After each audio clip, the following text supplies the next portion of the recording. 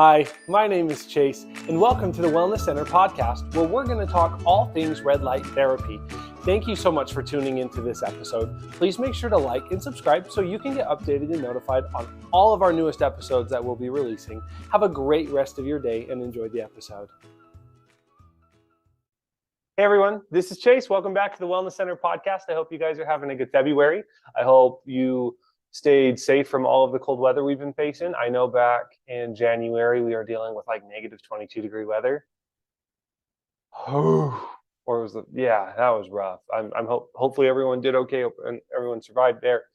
I know a couple of pipes burst and our water got turned off overnight one of those nights, but we were doing okay. Yeah. Cool. Well, let's get right to it, guys. I like to make these podcasts quick and short and easy so everyone can enjoy watching them. Today, we're going to be talking about burns. Specifically, there's a study that I found that was recently published that talks about second-degree burns and how red light therapy can actually help with that. So like just like a prerequisite to all of these things, just so you know, this is my camera, this is my computer. So if I'm looking over here, it's just because I'm looking at, again, my computer and all my studies and all that kind of stuff, as well as there are three things that we're going to go over every single time. The first, we're going to go over what a burn is.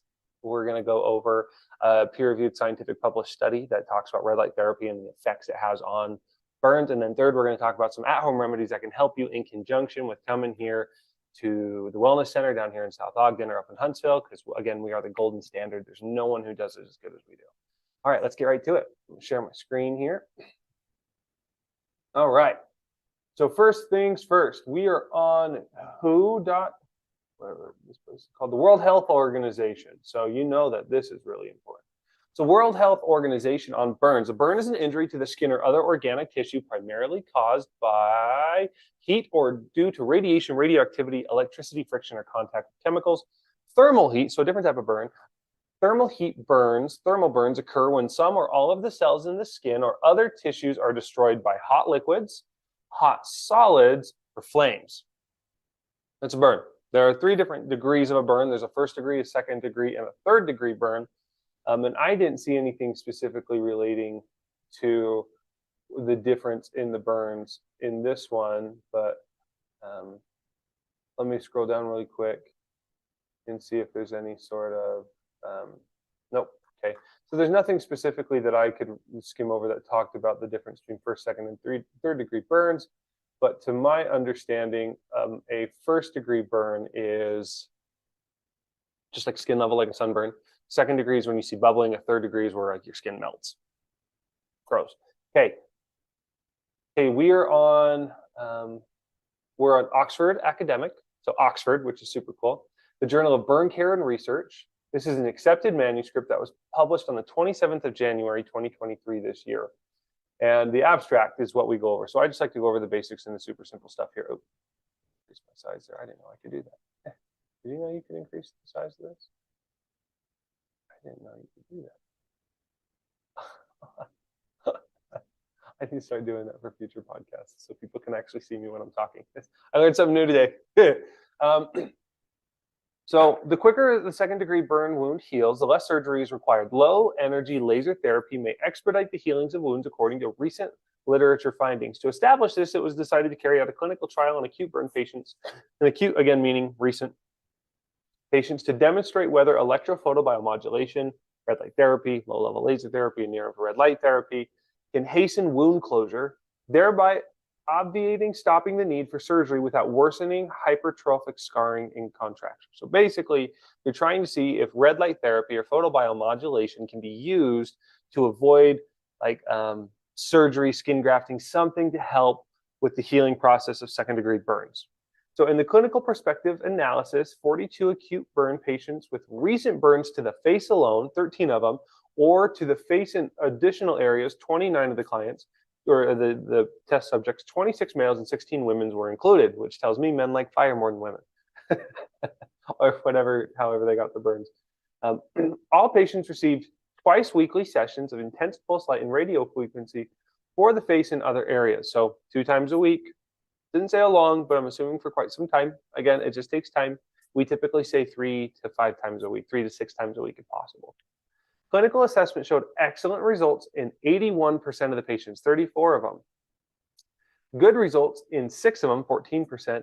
Fair results in 2, 4.7, and there were no poor results reported with this study. So the results of this clinical trial showed that intense pulse light and radiofrequency therapy can rapidly heal deep skin burns without the need for surgery.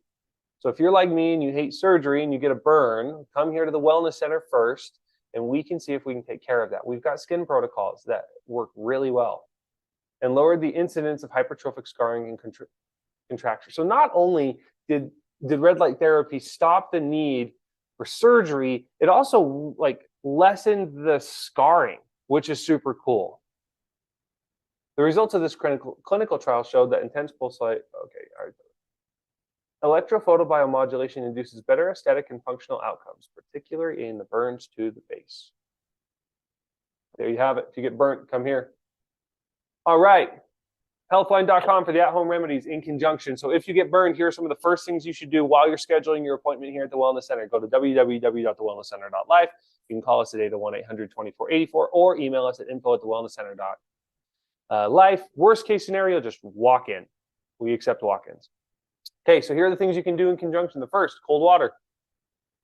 Instantly helps with the cooling down of the temperature of the skin. It can help reduce the swelling and inflammation. A cool compress. Then 5 to 15 minute intervals. This is like just putting a bag of peas on the burn. Again, it helps relieve the pain and the swelling. Antibiotic ointments can help with disease and keeps it sterile. That's the word.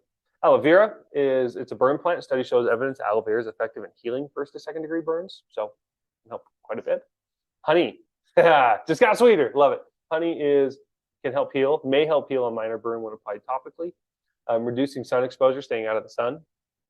Don't pop your blisters. So if you do get a 2nd degree burn and they're blisters, a lot of that liquid is actually used to heal, and opening up those blisters can lead to infection. And an over-the-counter pain reliever, such as Motrin or Advil. Cool. Well, guys, that's all I have for you today. Thanks so much for tuning in and watching this podcast. I hope you guys have a great rest of your day. This is like episode 15 or 16, which is huge. I'm excited to get to 20. I hope you guys have a great rest of your day and week. Please make sure to subscribe to the channel if you already haven't, so you can get updated and notified on all of the most recent stuff that we do. Have a great rest of your day, and I'll catch you guys on the flip side. Peace.